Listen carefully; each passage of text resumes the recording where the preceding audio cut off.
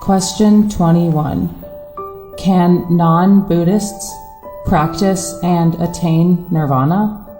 Ordinary people often find ways and reasons to divide themselves based on religion, skin color, race, boundaries, and possessions.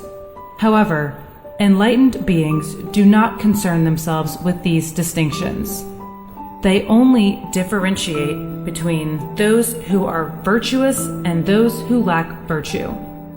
If we are virtuous, no matter what religion we belong to, the enlightened beings will hold us in high regard.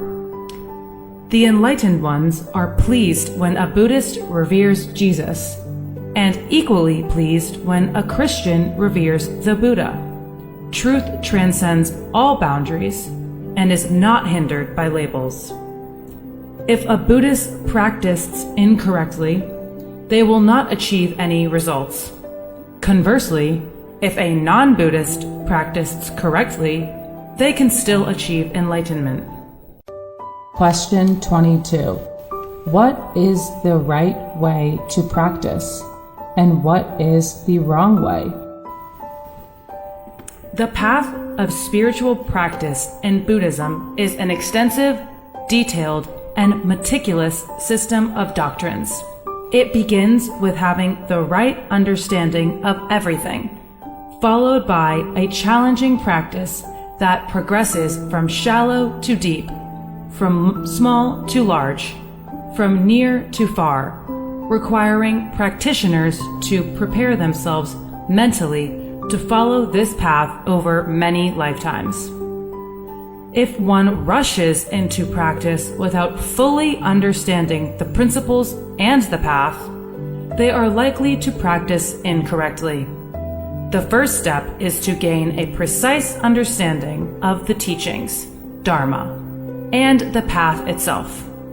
To achieve the right and complete understanding, one must pray to meet a true and wise master and find the most authentic materials of Dharma. Since we ourselves do not yet have the wisdom to discern who is a truly wise master or which texts are authentic, we must humbly pray for divine beings' guidance rather than arrogantly assume that we can judge which master is right or wrong, as all masters may sound convincing. Master in Buddhism refers to a highly advanced practitioner who has attained deep insight, wisdom, and realization of the Dharma, Buddha's teachings, and is capable of guiding others on the path to enlightenment. Question 23. What is the right initial understanding of the Dharma? The initial understanding of the Dharma must be thorough and profound, focusing on the Four Noble Truths. These truths are considered the declaration of Buddhism, which is great and profound. Therefore, it can be very challenging to understand. Despite that difficulty, we must strive to comprehend it to begin our spiritual practice, which spans many lifetimes.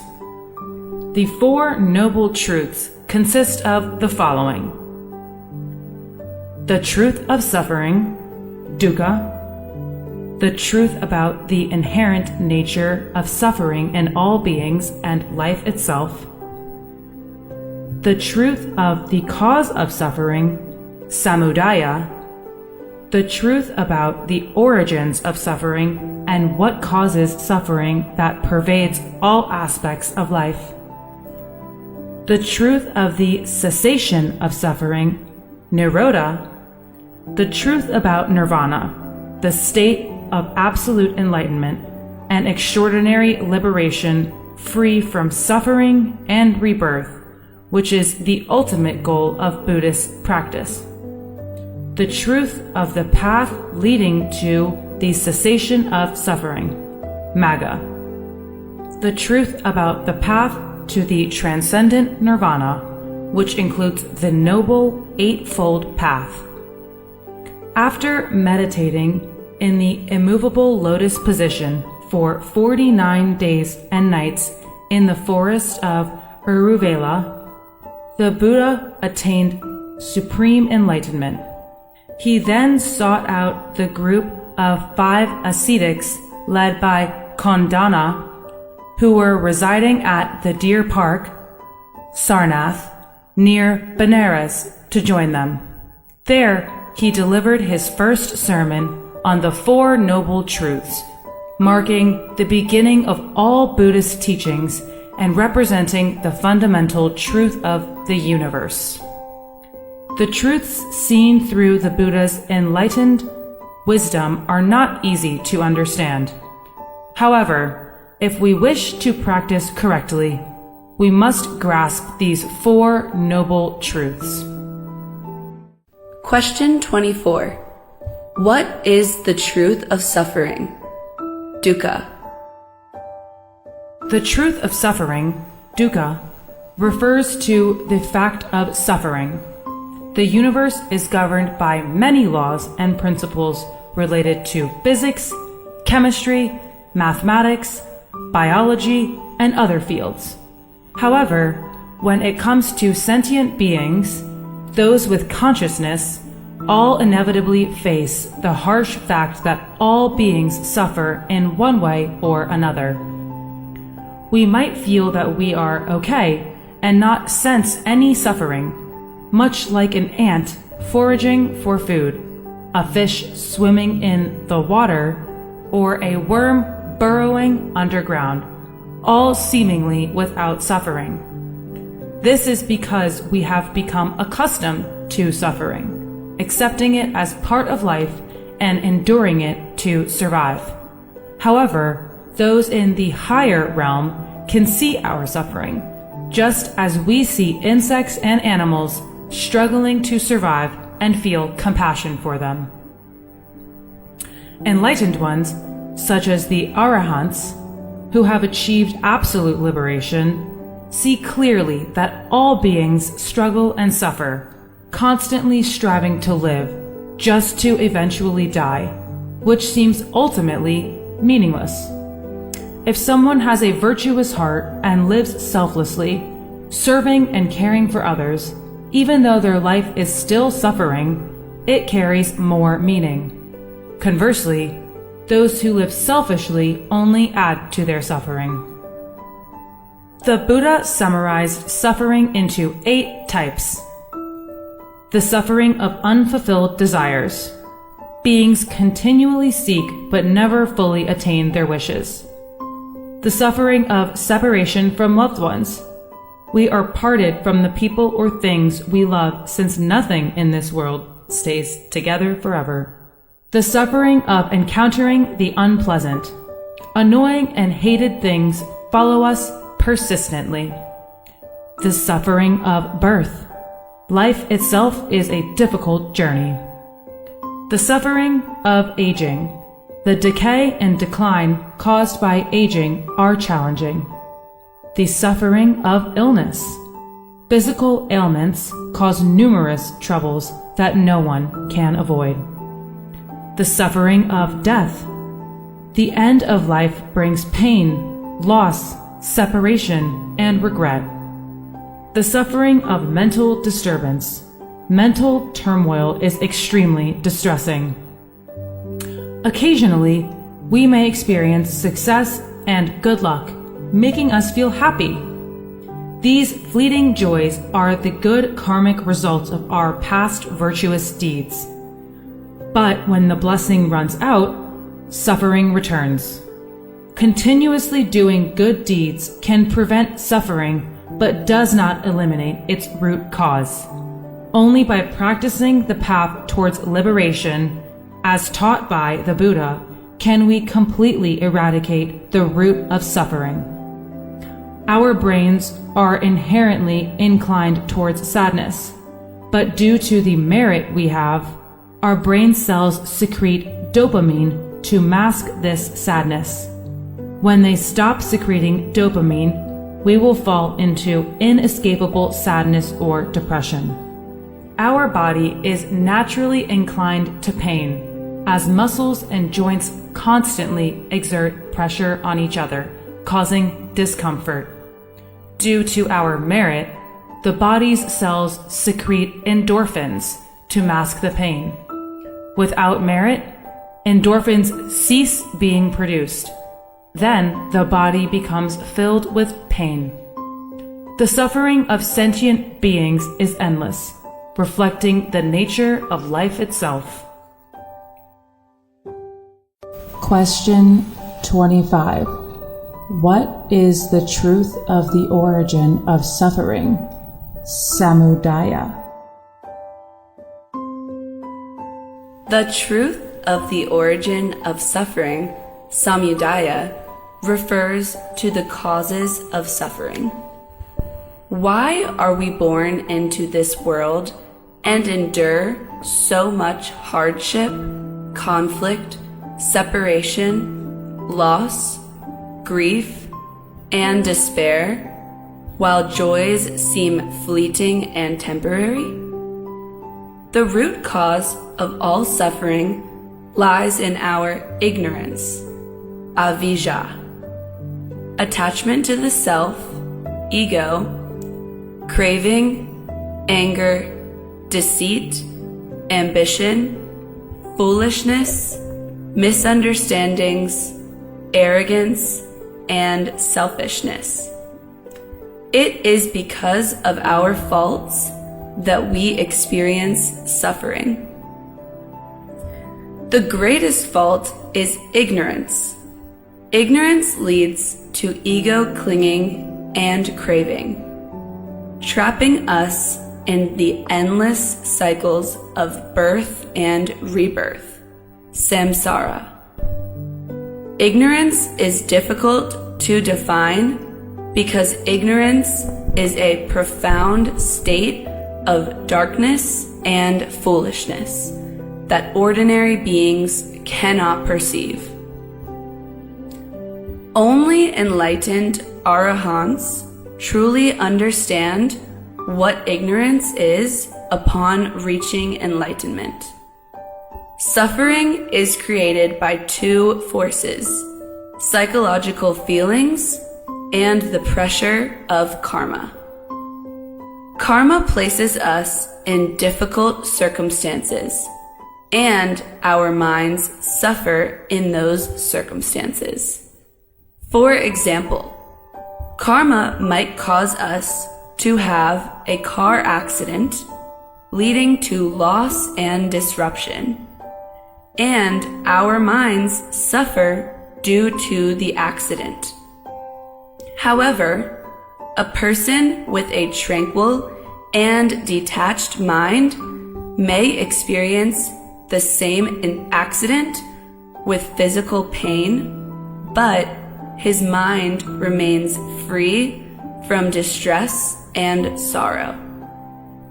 The primary cause of suffering is the mind, but external circumstances can also influence the mind.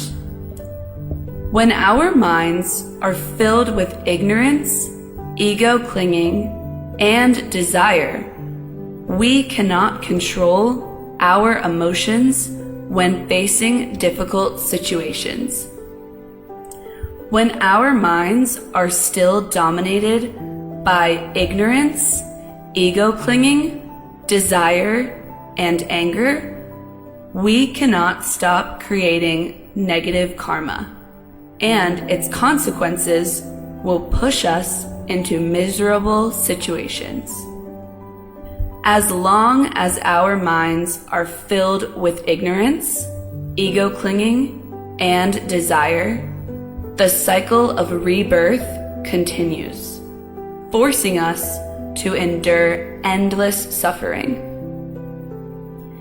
Ignorance is pervasive, but the unwholesome instincts also create a vast sea of karma that traps beings within it. Beings have harmed, stolen, bound, slandered, deceived, betrayed each other, disrespected the noble saints, idolized the unrighteous, wasted food and water, neglected those in need, looked down on the less fortunate, arrogantly considered themselves superior, and acted irresponsibly toward those around them. Countless karmic debts force beings to return and face their consequences to settle them fully. There is even karma that causes beings to be reborn as insects or worms with little hope of regaining human form, making the path to enlightenment seem hopeless. Occasionally, through learning moral teachings, beings create good karma, helping one another, and this merit offers them more choices in life, making their living more comfortable. However, as long as ignorance persists, negative karma is always lurking. Just a slight misstep creates negative karma, leading to further suffering. Ignorance and unwholesome instincts, fetters, are ever present, while virtue requires cultivation, maintenance, and effort, yet is easily lost. Suffering is difficult to eliminate because its causes, ignorance, ego attachment, and craving, are constantly present. Question 26. What is the truth of the cessation of suffering? Nirodha. The truth of the cessation of suffering, Nirodha, refers to the state of being free from suffering, known as enlightenment and liberation, achieved through successful spiritual practices in line with the Buddha's teachings. While many religions see reaching heaven after death as the ultimate goal for a faithful follower, Buddhism defines true spiritual success as achieving extraordinary inner enlightenment. After attaining enlightenment, one can freely choose where to be or choose not to exist in any place at all. There are 4 stages of enlightenment. Arahant, Arat, the 4th and highest stage of enlightenment. An Arahant possesses the 3-fold knowledge and 6 supernormal powers, achieving complete liberation from the universe with boundless wisdom and enlightenment. Anagami, non-returner, the 3rd stage of enlightenment. An Anagami is no longer reborn into the human realm unless they choose to be.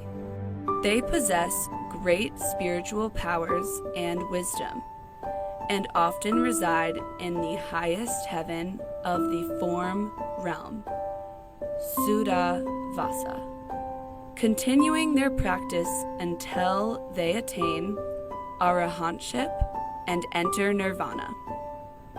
Sakadagami, once returner, the 2nd stage of enlightenment. A Sakadagami may be reborn in the human realm once more to complete their virtues and aspirations. They possess a very pure mind and some basic supernormal powers. After death, they are often reborn in the Tusita heaven to learn from Maitreya Buddha, the future Buddha of earth in the next hundreds of thousands of years. Sotapanna, stream enterer, the first stage of enlightenment. A Sotapanna may be reborn multiple times into the human realm to fulfill their virtuous aspirations for themselves and other beings. They have an unwavering commitment to morality and absolute reverence for the Buddha. However, they do not yet have enough supernatural wisdom to discern reality from illusion.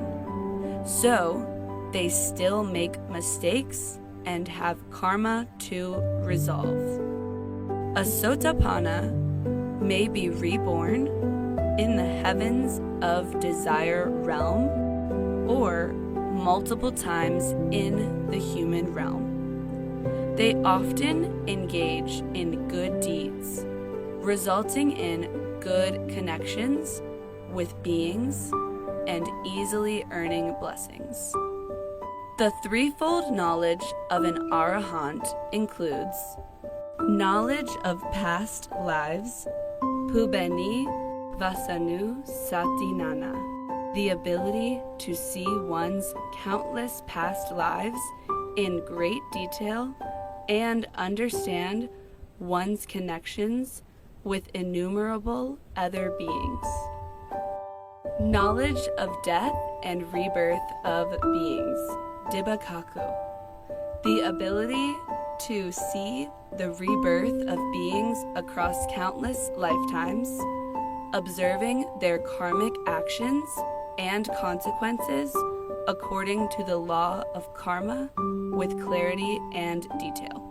Knowledge of the end of mental defilements, Asava Kaya Nana, the ability to see the ultimate truth of the universe, understanding the Four Noble Truths and the workings of everything and every realm, with the capacity to know anything they wish to know, yet primarily grasping the profound wisdom of the Dharma.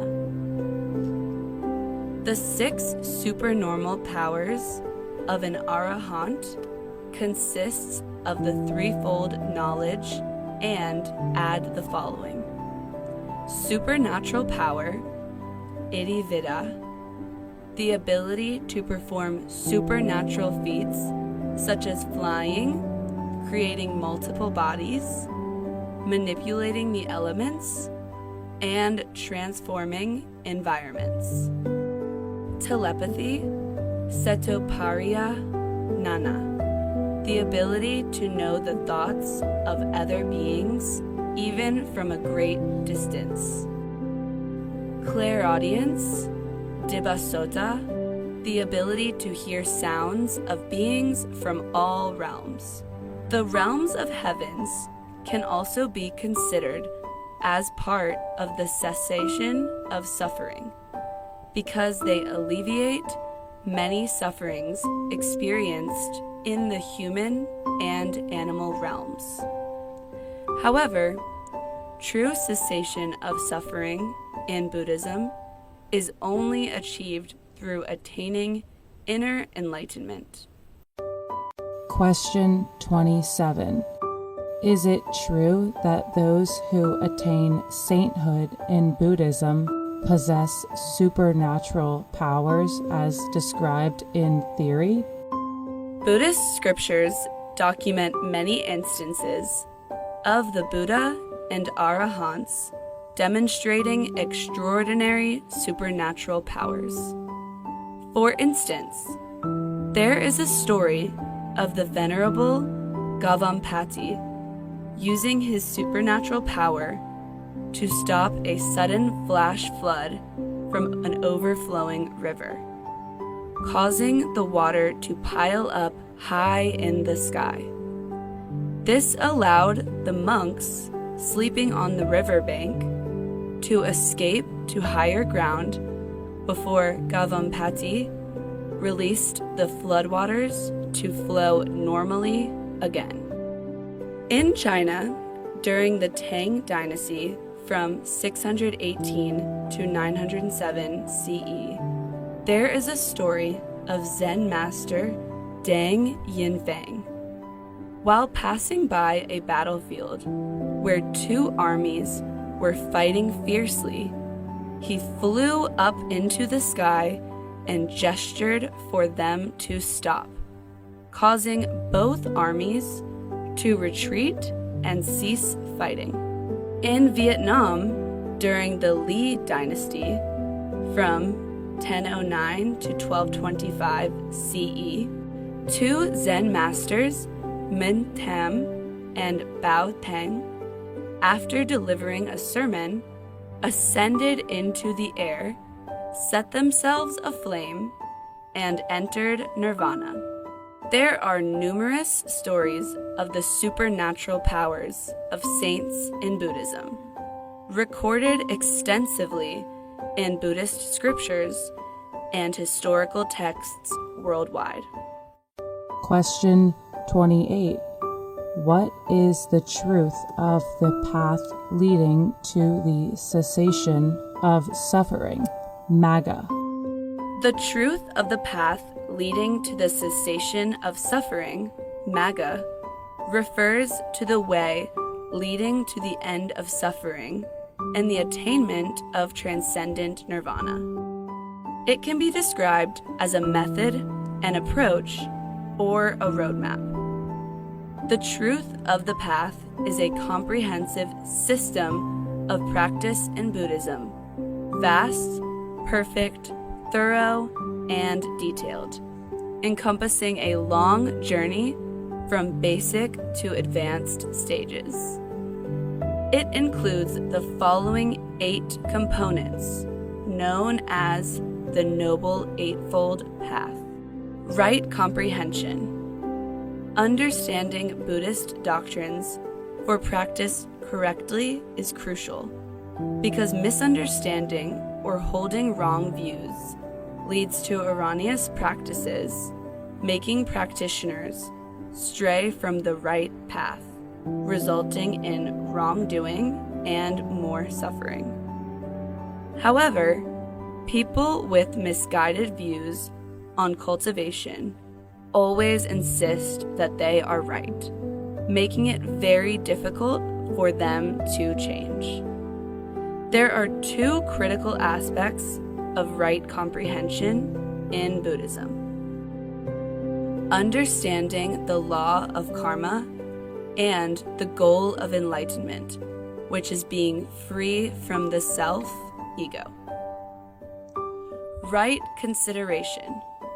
Based on right comprehension, one must think and reflect in alignment with the Dharma to transform the mind to become pure and virtuous, eliminating wrong thoughts and perfecting deep morality.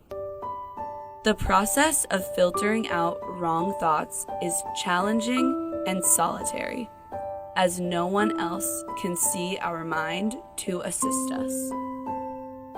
Thus, we must evaluate our own thoughts in solitude to make adjustments. Correct thinking also creates merit. Right speech. With right comprehension and the ethics of right consideration, one should convey only positive and meaningful messages that help others progress in their practice. Our language and attitude must be cultured, ethical, and beneficial, forming virtuous karma and increasing blessings through speech. Right action. These are actions that interact with and influence other sentient beings, the community, and the minds and lives of others. Practitioners must actively create positive impacts, helping beings to be happy, well-provided, knowledgeable, moral, and inspired towards enlightenment. thereby accumulating increasing merit that supports spiritual practice and meditation. Right livelihood. This refers to earning a living through righteous means. Everyone needs a job to earn income for food, clothing, housing, and necessities. Monastics live by alms and offerings given by the faithful, a form of right livelihood. Lay people work in various businesses or professions to make a living. The merit from right actions enables one to choose a righteous livelihood, avoiding harmful or unethical jobs. A right livelihood helps one earn more and more merit over time. Right endeavor. This is the effort in meditation practice. Meditation is the final path to spiritual enlightenment, requiring control of the mind and cessation of wandering thoughts to reach the ultimate truth. However, concentrating the mind in meditation is extremely difficult, and most people fail. Right endeavor refers to the stage where one practices a meditation method without attaining any immediate results, yet persists without giving up. The term right also implies the correctness of meditation methods, as many unknowingly practice incorrect meditation methods. Practitioners should pray to find a true Zen master who can guide the correct meditation approach to avoid wasting effort. Right mindfulness. At this stage, meditation practice begins to yield results. Wandering thoughts no longer dominate, and the practitioners frequently experience mindfulness. This stage is not yet extraordinary, as the mind remains flawed and still prone to faults. But mindfulness serves as a guiding light. The term right in this stage indicates that practitioners must understand that even with mindfulness, they remain flawed and must continue to practice diligently without becoming complacent or relaxed, which could lead to regression. Mindfulness can also give practitioners additional motivation to continue their spiritual practice. Right ecstasy. At this stage, a conscious effort is no longer needed to focus the mind, as the mind naturally abides in tranquility. There are 4 levels of right ecstasy: first jhana, second jhana, third jhana, and fourth jhana. These indicate different depths of tranquility. Though the mind is tranquil, depth varies, and not all tranquil states of mind are the same. In daily life, practitioners maintain mindfulness, right mindfulness, and enter deeper meditative states whenever they want. In the third jhana, one delves into the subconscious, understanding the automatic nervous system's secret workings. In the fourth jhana, one perceives the universe's profound nature, far beyond scientific understanding. The Noble Eightfold Path is an extensive system of practice requiring many lifetimes for a being to be able to attain liberation and enlightenment in nirvana. Question 29. Can you explain further why the right comprehension, specifically understanding the law of karma, is so important? Without a thorough understanding of the law of karma, We may hold on to wrong views, perceive things incorrectly, misinterpret everything, and act mistakenly, which diminishes our merit, causes us to accumulate negative karma, and ultimately closes off the path to spiritual enlightenment. For example, if we see a practitioner living in solitude and diligently meditating, achieving spiritual results, we might conclude that solitude led to their success in practice. This view does not align with the law of karma and is therefore inaccurate. We must understand that the practitioner may have revered an enlightened saint in the past, or, despite living in solitude, consistently pays homage to the Buddha and maintains a vast compassion for all beings, combined with proper meditation practice to achieve such results. Similarly, when we see someone born into a wealthy family and simply attribute their situation to luck without further reflection, we are missing the law of karma. To be born into a wealthy family, this person must have accumulated significant merit in past lives, allowing them to enjoy prosperity and comfort from birth in this life. Conversely, when we see a poor person and assume they are lazy or unwilling to work, we are also ignoring the law of karma, pushing us to fall into the wrong views.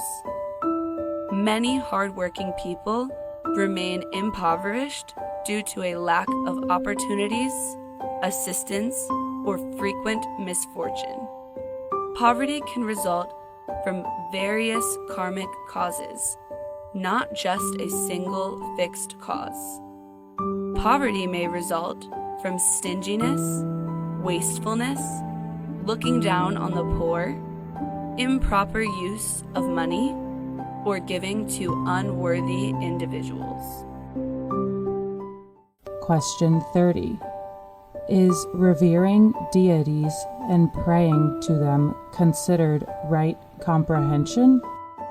Actually, most deities introduced by various religions are mythical characters without a historical basis. The characteristics of these deities depend on the understanding of those who introduce them. If the introducer has a profound understanding, they will describe the deity as sublime. If their understanding is shallow, the deity will be described in simpler terms. The key factor determining whether praying to a deity aligns with the right comprehension is the fairness of that deity. If the deity rewards and punishes justly according to the law of karma, then praying to them is considered right comprehension. In contrast, if the deity does not adhere to fairness and instead favors those who lavish him with flattery and offerings, then praying to them becomes a misguided belief.